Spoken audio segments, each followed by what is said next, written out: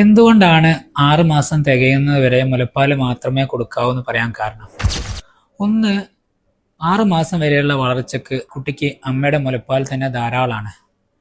രണ്ടാമത്, നമ്മൾ കൊടുക്കുന്ന കുറുക്ക് അതുപോലുള്ള ഭക്ഷണങ്ങളെല്ലാം നന്നായി ദഹിക്കാനുള്ളൊരു മെച്യൂരിറ്റി കുടലിന് വരുന്നത് 6 മാസം ആകുമ്പോഴാണ്. മറ്റൊരു കാര്യം, കുട്ടിക്ക് ചവയ്ക്കാനുള്ള ഇഷ്ടപ്പെടുന്നത്, അതുപോലെ മൗത്തിങ് ഡെവലപ്പ് ചെയ്യുന്നത്, നന്നായിട്ട് സോളോ ചെയ്യാൻ പറ്റുന്നത്, ഇതെല്ലാം 6 മാസം തികയുമ്പോഴാണ് വരുന്നത്.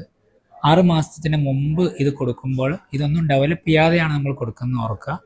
അതുപോലെ കുട്ടിയുടെ കഴുത്ത് നന്നായിട്ട് ഉറയ്ക്കുന്നത്, കുട്ടിക്ക് ഒരു ലിമിറ്റഡ് സപ്പോർട്ടിൽ ഇരിക്കാൻ പറ്റുന്നത്, ഇതെല്ലാം 6 മാസം തികയുമ്പോഴാണ് കുറച്ചുകൂടി നല്ല മെച്ചുറായിട്ട് സാധിക്കുന്നത്. അതുകൊണ്ട് തന്നെ കുട്ടിക്ക് 6 മാസം തികഞ്ഞതിന് ശേഷം മാത്രം ഭക്ഷണം കൊടുത്തു തുടങ്ങാം.